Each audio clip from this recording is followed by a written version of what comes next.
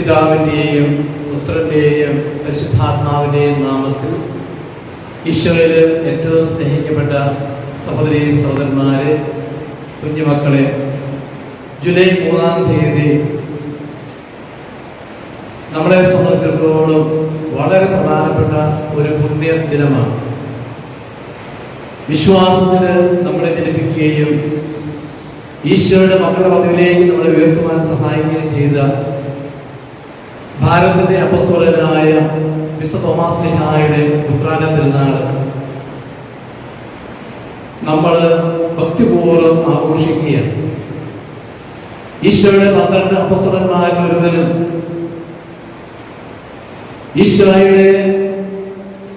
ഈശോയെ സ്നേഹിച്ചിരുന്ന ഏറ്റവും സ്നേഹമുള്ള സമർപ്പിതനായ അപ്പസ്തോലനായ തോമാസ് ശ്ലീഹായാണ് ഭാരതത്തിലേക്ക് വന്ന് വിശ്വാസത്തിൽ നമുക്ക് ജന്മം നൽകി. ഈ പുണ്യപിതാവിന്റെ മരണവാർഷികം ദുഃഖാന തിരുനാൾ ആഘോഷിക്കുവാൻ നമുക്ക് എല്ലാവർക്കും സന്തോഷം. നമ്മുടെ മുത്തശ്ശന്റെ മരണവാർഷികം ആഘോഷിക്കുകയാണ്. എന്നാൽ ഈ പ്രത്യേക സാഹചര്യത്തില് ദേവാലയമാകുന്ന കുടുംബത്തിൽ ഒത്തുചേർന്നുകൊണ്ട് വിശുദ്ധ ബലി അർപ്പിക്കുവാനോ മറ്റ് തിരുക്കർമ്മങ്ങൾ നടത്തി വിശുദ്ധനെ നമ്മുടെ തോമാസിഹായി ആദരിക്കുവാനും ഒക്കെ നമുക്ക് അവസരമില്ലാതെ പോകുന്നതിൽ നമുക്ക് വളരെയധികം ദുഃഖമാണ്. എന്നിരുന്നാലും നമ്മുടെ ഭവനങ്ങളിലായിരുന്നുകൊണ്ട് നമ്മുടെ ഹൃദയങ്ങളെ ചേർത്ത് വെച്ച് ആത്മാക്കളെ ചേർത്ത് വെച്ച് ഒരൊറ്റ കുടുംബമായി തീർന്നുകൊണ്ട് ഈ തിരുനാൾ നമുക്ക് അത്യധികം സന്തോഷത്തോടു കൂടി, ഉത്സാഹത്തോടു കൂടി, ആദരവോടു കൂടി ആഘോഷിക്കും. എല്ലാവർക്കും തോമാസ് ശ്ലീഹായുടെ ദുഃഖാന തിരുനാളിന്റെ മംഗളങ്ങള് സ്നേഹപൂർവ്വം ആശംസിക്കുകയാണ്. പ്രത്യേകിച്ച് നാമധാരികളായിട്ടുള്ളവരുടെ തിരുനാൾ കൂടിയും നാമഹേതുക തിരുനാളാണ്. അവർക്ക് തിരുനാളിന്റെ മംഗളങ്ങള് സ്നേഹപൂർവ്വം നേരുകയാണ്. വിശുദ്ധ തോമാസ് ശ്ലീഹായെ കുറിച്ച് ഏറ്റവും ആദ്യം നമ്മൾ കാണുന്നത് വിശുദ്ധ യോഹന്നാന്റെ സുവിശേഷത്തില് 11-ാം അധ്യായത്തിലാണ്. ബെഥാനിയായിലെ ലാസർ രോഗിയായി കഴിയുന്ന അവസരം. ലാസറിനെ കാണുവാൻ വേണ്ടി ഈശോ പോകുവാൻ ആഗ്രഹിക്കുകയാണ്. ഇക്കാര്യം ശിഷ്യന്മാരോട് പറയുമ്പോൾ മറ്റു ശിഷ്യന്മാർ ഈശോയെ വിലക്കുകയാണ്. കാരണം താൻ ദൈവപുത്രനായ മിശിഹായാണെന്ന് ജനമധ്യത്തിൽ പ്രഘോഷിച്ചതിന്റെ പേരിൽ ഈശോയെ കല്ലെറിഞ്ഞ് കൊല്ലുവാൻ വേണ്ടി യഹൂദന്മാര്, നിയമജ്ഞരും ഫരിസേയരും ഒക്കെ തക്കംപാർ നടക്കുന്ന അവസരമാണ്. അതുകൊണ്ട് ശിഷ്യന്മാർ ഈശോയെ വിലക്കി. എന്നാൽ തോമാസ് ശ്ലീഹ ധൈര്യപൂർവ്വം മുന്നോട്ട് വന്ന് നമുക്കും അവനോട് കൂടി പോയി മരിക്കാമെന്ന് പറഞ്ഞുകൊണ്ട് മുന്നോട്ട് വരുന്ന തോമാസ് ശ്ലീഹായെ നമ്മൾ കാണുകയാണ്. സ്നേഹിതന് വേണ്ടി ജീവൻ ബലി കഴിക്കുന്നതിനേക്കാൾ വലിയ സ്നേഹമില്ലെന്ന് വിശുദ്ധ യോഹന്നാന്റെ സുവിശേഷം 15-ാം അധ്യായത്തിൽ ഈശോ നമ്മളെ പഠിപ്പിച്ചു. സ്നേഹിതന് വേണ്ടി ജീവൻ ബലി കഴിക്കുന്നതിനേക്കാൾ വലിയ സ്നേഹമില്ല എന്ന് പഠിപ്പിച്ച ഈശോയ്ക്ക് തോമാസ് ശ്ലീഹായുടെ ഈ സന്നദ്ധത, ഈശോയോട് കൂടി മരിക്കുവാൻ തയ്യാറായി നിൽക്കുന്ന തോമാസ് ശ്ലീഹായുടെ ആ സന്നദ്ധത, അതുപോലെ മറ്റു ശിഷ്യന്മാരെ അതിലേക്ക് ക്ഷണിക്കുന്ന സന്നദ്ധത ഈശോയ്ക്ക് എന്തുമാത്രം സന്തോഷം പകർന്നുകൊടുത്തിട്ടുണ്ടാകും. പ്രിയപ്പെട്ടവരെ, ഒന്ന് പറയുകയും മറ്റൊന്ന് പ്രവർത്തിക്കുകയും ചെയ്യുന്ന ഒരു ലോകത്തിലാണ് നമ്മൾ ജീവിക്കുന്നത്. പുറമേ പുഞ്ചിരിയും അകത്ത് വൈരാഗ്യവും വിദ്വേഷവും വെച്ച് നടക്കുന്ന മനുഷ്യർ, വാക്കുകൾ കൊടുക്കും പക്ഷെ പാലിക്കുവാൻ തയ്യാറല്ലാതായി നടക്കുന്ന മനുഷ്യരെ നമ്മൾ കാണുന്നുണ്ട് ഈ ലോകത്ത്. അത് അന്നും ഉണ്ടായിരുന്നു, ഇന്നുമുണ്ട്. ഇങ്ങനെയുള്ള ഒരു സമൂഹം നമ്മൾ ജീവിക്കുമ്പോൾ താൻ കൊടുത്ത വാക്ക് നമുക്കും അവനോട് കൂടി പോയി മരിക്കാമെന്ന് പറഞ്ഞ് അതേ തോമാസ് ശ്ലീഹ ഈശോയ്ക്ക് വേണ്ടി മരിക്കുവാനായിട്ട് ഈ ഭാരതഭൂമിയിലേക്ക് കടന്നു വരികയാണ്. ഭാരതഭൂമിയിലേക്ക് കടന്നു വന്ന് ജീവൻ ദാനം ചെയ്തുകൊണ്ട് നമുക്ക് ഈശോ രക്തസാക്ഷിയായി തീർന്നാണ് നമുക്ക് കാണാൻ സാധിക്കും.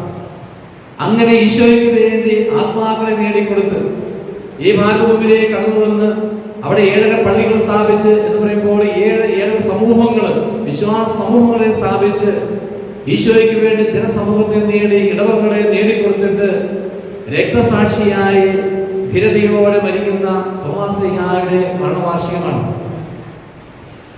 പ്രിയപ്പെട്ടവരെ, നമുക്ക് അവനോട് കൂടി പോയി മരിക്കാമെന്ന് പറയുന്ന തോമാസ് ശ്ലീഹായുടെ മക്കളാണ്. രണ്ടാമതായിട്ട് നമ്മുടെ യോഹന്നാന്റെ സുവിശേഷം 14-ാം അധ്യായത്തിൽ ഈശോ വഴിയും സത്യവും ജീവനും ഞാനാണ്, ഞാൻ സ്വർഗ്ഗത്തിലേക്കുള്ള വഴിയാണ്, ഞാൻ പോകുന്ന വഴി നിങ്ങൾക്കറിയാമെന്ന് പറയുമ്പോൾ തോമാസ് ശ്ലീഹ പറയുന്നത്, കർത്താവേ, ഞങ്ങൾക്ക് വഴി അറിഞ്ഞുകൂടാ, പിന്നെ നീ എങ്ങോട്ടാണ് പോകുന്നത്, ഞങ്ങൾ എങ്ങനെയാണ് അറിയുന്നത് എന്ന് പറയുമ്പോൾ വഴിയും സത്യവും ജീവനും ഞാനാകുന്നു എന്ന് ഈശോ പഠിപ്പിക്കുകയാണ്. തോമാശ്ലീഹായുടെ ഈ ചോദ്യത്തിലൂടെ വലിയ സത്യം പുറത്തു വരികയാണ്.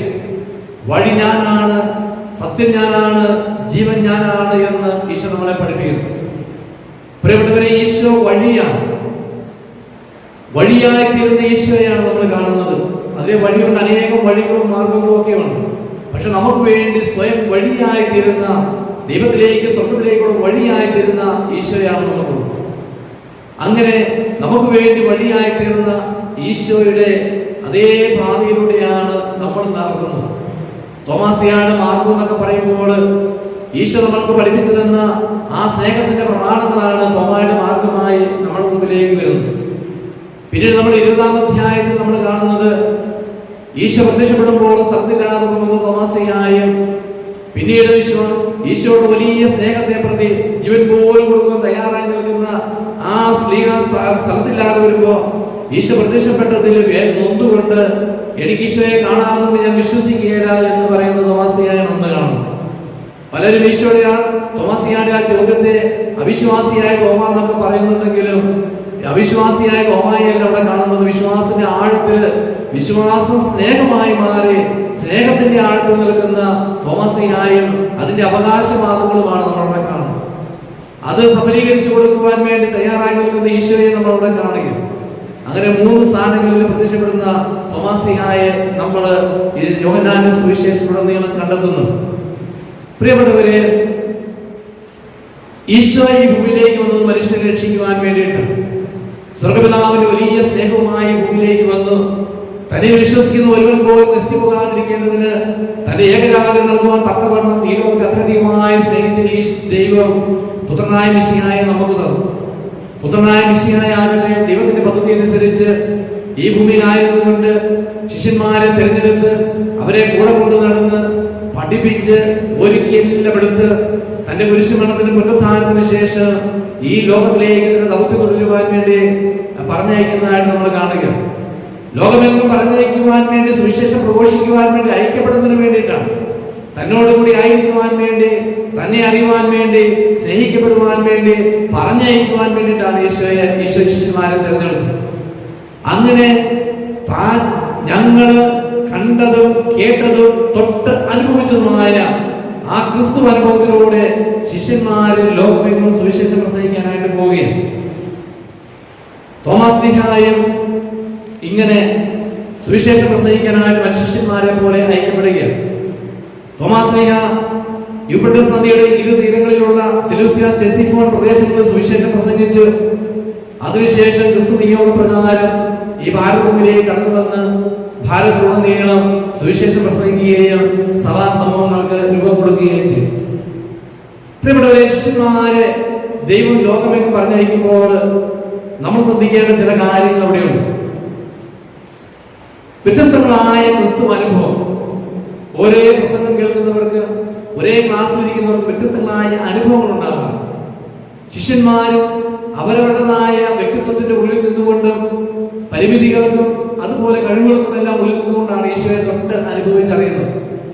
ആ ക്രിസ്തു അനുഭവം കൊണ്ടാണ് അവർ ലോകമെങ്ങും പോകുന്നത്. അതുപോലെ അവർ ചെല്ലുന്നത് വ്യത്യസ്തങ്ങളായ സംസ്കാരങ്ങളുള്ള ജനസമൂഹത്തിന്റെ ഇടയിലേക്കാണ് സുവിശേഷം പ്രസംഗിക്കാനായിട്ട് പോകുന്നത്. ജോൺ പോൾ രണ്ടാമൻ മാത്രം പറയുകയുണ്ടായി, സുവിശേഷത്തിന്റെ വിത്തുകൾ പാകപ്പെട്ടിരിക്കുന്നത് സംസ്കാരങ്ങളിലാണ്. വ്യത്യസ്തങ്ങളായ സംസ്കാരങ്ങളാണ് സുവിശേഷത്തിന്റെ വിത്തുകൾ പാകപ്പെട്ടിരിക്കുന്നത്. അവിടെ ചെന്നാൽ സംസ്കാരത്തെ സ്വീകരിച്ചുകൊണ്ട്, അതിനെ അടിച്ചമർത്തിക്കൊണ്ടല്ല, ആ സംസ്കാരത്തെ സ്വീകരിച്ചുകൊണ്ട്, അവിടെ വചനം കൊടുത്തുകൊണ്ട്, അവിടെ ജീവിത ശൈലികളെ സ്വീകരിച്ചുകൊണ്ട് അങ്ങനെ വളരുമ്പോൾ മാത്രമേ സുവിശേഷത്തിൽ വേര് പിടിക്കുവാനും സഭാസമൂഹങ്ങൾക്ക് രൂപം കൊടുക്കുവാനും വളരുവാനും സാധിക്കുകയുള്ളൂ. അങ്ങനെയാണ് ശിഷ്യന്മാരുടെ പ്രവർത്തനങ്ങൾ വഴി റീത്തുകളും ഉണ്ടായിട്ടുള്ളത്. സഭയാകുന്ന ക്രിസ്തുവിന്റെ ഭൗതിക ശരീരമാകുന്ന സഭയ്ക്ക് അല്ലെങ്കിൽ ഭൗതിക ശരീരത്തിന് അനേകം അവയവങ്ങൾ, നമ്മുടെ ശരീരത്തിന് അവയവങ്ങളുള്ളതുപോലെ തന്നെ സഭയാകുന്ന ശരീരത്തിനും അനേകം അവയവങ്ങളുണ്ട്. ഈ അവയവങ്ങൾ വ്യത്യസ്തമായ പ്രവർത്തന ശൈലികളുള്ളതുപോലെ സഭാഗാത്രത്തിലെ മക്കളും വ്യത്യസ്തമായ പ്രവർത്തനങ്ങളുള്ളവരാണ്. അതെല്ലാം ക്രോഡീകരിച്ച് ഒന്നുചേരുമ്പോഴാണ് ഒരു സഭാ സമൂഹം അതിന്റെ പൂർണ്ണതയിലേക്ക് എത്തിച്ചേരുന്നത്. അതുപോലെ തന്നെയാണ് സഭാ മാതാവിനെ എടുക്കുമ്പോൾ വ്യത്യസ്തങ്ങളായ റീത്തുകളുണ്ട്. അല്ലെങ്കിൽ സഭാമാതാവിന്റെ ഗൃഹമാതാവിന്റെ വ്യത്യസ്തങ്ങളായ മക്കളാണ് ഓരോ റീത്തുകളും എന്ന് പറയുന്നത്. ഇങ്ങനെ അവരവരുടേതായ ശൈലികളിലും സംസ്കാരങ്ങളിൽ രൂപപ്പെട്ട ആ ശൈലികൾ സ്വീകരിച്ച് സഭാസമൂഹങ്ങൾ വളർന്നു വരികയാണ്. അങ്ങനെയാണ് ഭാരതഭൂമിയിൽ നമുക്ക് വ്യത്യസ്തമായ രീതികളൊക്കെ ഉള്ളത്. അതില് പൗരസ്ത്യ സഭയിൽപ്പെട്ടവരാണ് സീറോ മലബാർ സഭയിൽപ്പെട്ട നമ്മൾ. പ്രിയപ്പെട്ടവരെ, നമ്മൾ ഭാരതത്തിന്റെ മക്കളാണ്. ഭാരതത്തിന്റെ സംസ്കാരത്തിലേക്കാണ് സുവിശേഷമാകുന്ന ആ വിത്ത് എറിയപ്പെട്ടതും ആ സംസ്കാരത്തിൽ നിന്ന് ജലവും വളവും സ്വീകരിച്ചുകൊണ്ടാണ് സഭാസമൂഹങ്ങൾ വളർന്നു വന്ന് അതൊരു ശരീരമായി തീർന്നത്, അല്ലെങ്കിൽ വൃക്ഷമായി വളർന്നത്. ഇന്ന് നമ്മളായിരിക്കുന്ന ഈ കങ്കനാടി ഇടവകയും ഇതുപോലെ തന്നെയാണ്. സീറോ മലബാർ സഭയാകുന്ന റീതിയിൽപ്പെട്ട സഭാസമൂഹങ്ങളാണ് നമ്മൾ. നമുക്ക് നമ്മുടേതായ ജീവിത ശൈലികളുണ്ട്, ജീവിതത്തിന്റെ പ്രവർത്തനങ്ങളും ചിന്താരീതികളും ഒക്കെ നമുക്കുണ്ട്, നമ്മുടേതായ സംസ്കാരവും ഉണ്ട് നമുക്ക്. അങ്ങനെ അതിൻ്റെതായ പൈതൃകം എന്ന പാട്രിമണി എന്നൊക്കെ പറയും. നമ്മൾ പിതൃസ്വത്തായിട്ട് നമുക്ക് കിട്ടിയിരിക്കുന്നതാണ്. അതിനെ അഭംഗരം പാലിച്ചുകൊണ്ട് നമ്മൾ പോവുകയാണ്. തോമാസ് ലീഗായിലൂടെ ഈശോ നമുക്ക് പകർന്നു തന്ന ആ ക്രിസ്തു ദർശനങ്ങളും ചിന്തകളും അതിന്റെ ആവിഷ്കാര രീതികളും ഒക്കെ വ്യത്യസ്തങ്ങളായിട്ട് വരും. വിശ്വാസത്തില് നമ്മൾ കത്തോലിക്കരും, പാരമ്പര്യത്തിൽ ഭാരതീയരും, നമ്മുടെ ആത്മീയതയുടെ ആചാര അനുഷ്ഠാനങ്ങളിൽ നമ്മൾ പൗരസ്ത്യരുമാണ്. ഈ ചിന്ത നിർത്തിക്കൊണ്ട് തന്നെയാണ് ഈ ഇടവക ഇവിടെ രൂപം കൊണ്ടിട്ടുള്ളത്. ഈ വ്യത്യസ്തങ്ങളായ ഈ മംഗളാരത്തിന്റെ വ്യത്യസ്തങ്ങളായ സംസ്കാരങ്ങളിൽ പല ജീവിത ശൈലികളുള്ള സമൂഹങ്ങളിലൂടെയാണ്. അവിടെ നമ്മളൊരു കൊച്ചിടവകയായിട്ട് രൂപം കൊണ്ടവരാണ്. വിരളയിലാവുന്ന കുടുംബങ്ങളുമായിട്ട് ആരംഭം കുറിച്ചതാ ഈ ഇടവക ഇവിടെ. ഇന്നത് വളർന്ന് വലിയ വൃക്ഷമായിട്ട് വളർന്നിട്ടുണ്ട്.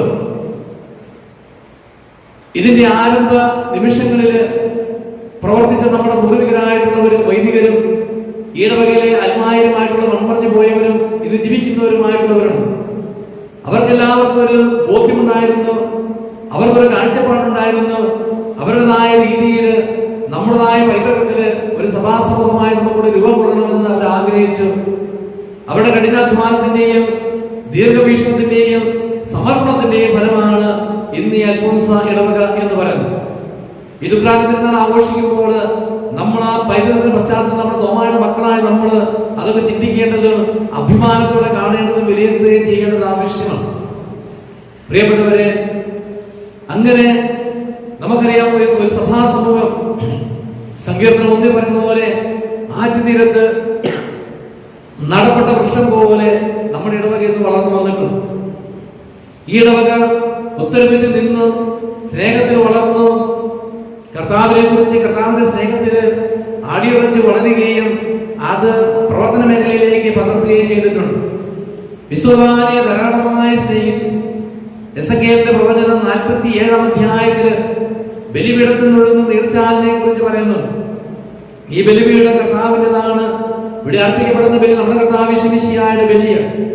ഈ ബലിയിൽ പങ്കുകൊള്ളുന്നവരായി നമ്മൾ കൃപകൾ സ്വീകരിക്കുമ്പോൾ ഒരു നീർച്ചാല് പോലെ ഒഴുകുകയാണ്.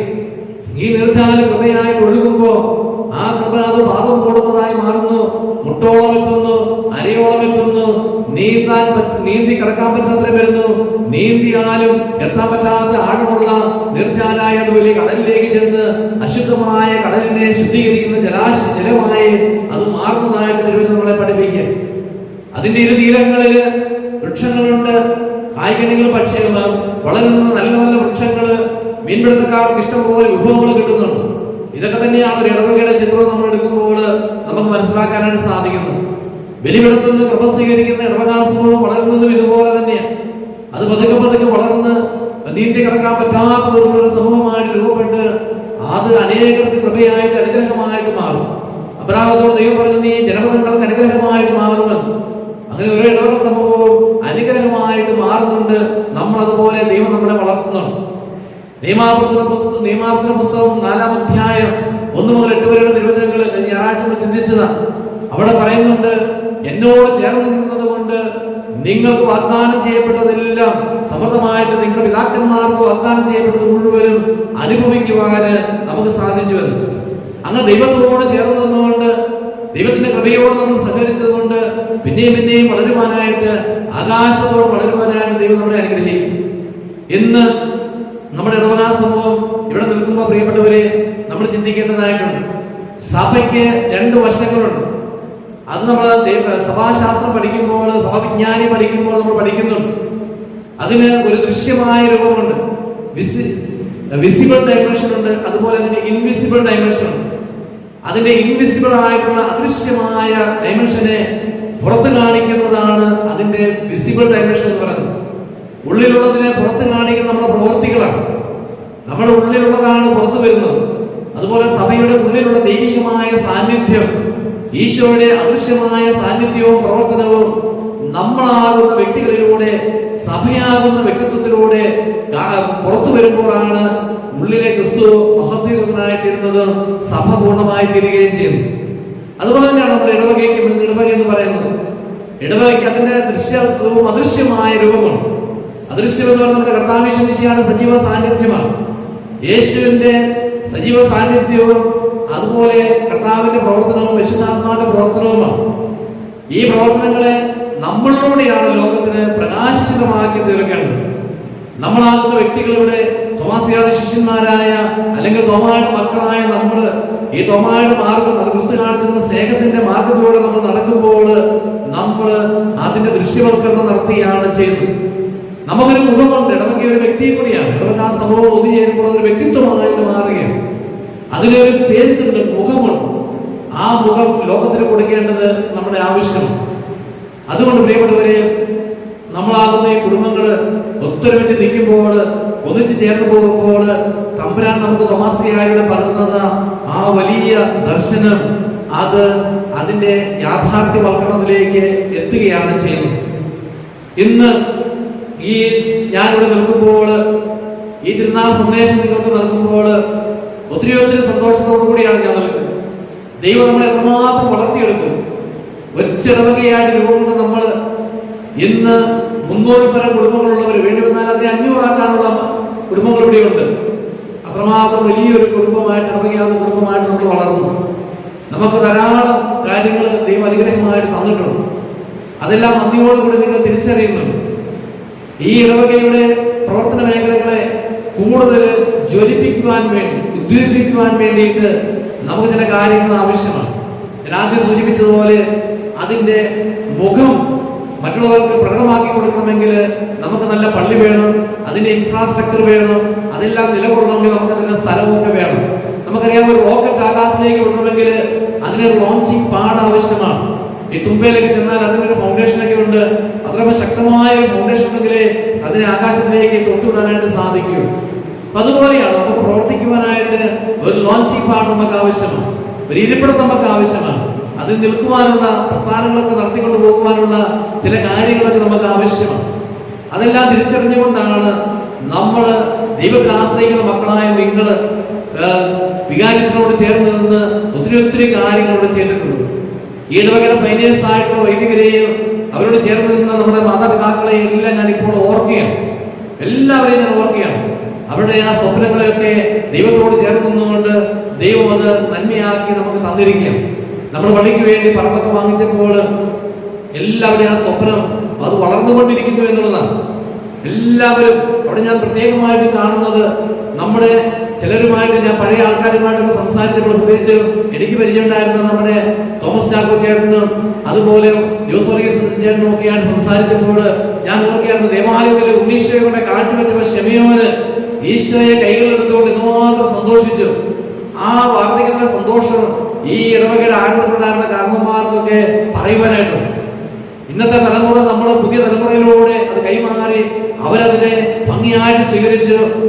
ചെറിയപ്പള്ളിച്ചനൊക്കെ ഞാൻ പെരിയന്മാരോട് ചെറിയപ്പള്ളിച്ചനെ ഒത്തിരി നന്ദിയോടുകൂടി അഭിമാനത്തോടുകൂടി ഓർക്കുകയും അദ്ദേഹത്തെ അനുമോദിക്കുകയും അദ്ദേഹത്തോട് കൂടി നിന്ന ഇടവകയിലെ എല്ലാ മക്കളെയും ഞാൻ അഭിനന്ദിക്കുകയും അനുമോദിക്കുകയും അവർക്ക് വേണ്ടി പ്രത്യേകമായിട്ട് പ്രാർത്ഥിക്കുകയും ചെയ്യാം. നിങ്ങളുടെ ഡെഡിക്കേഷനാണ്.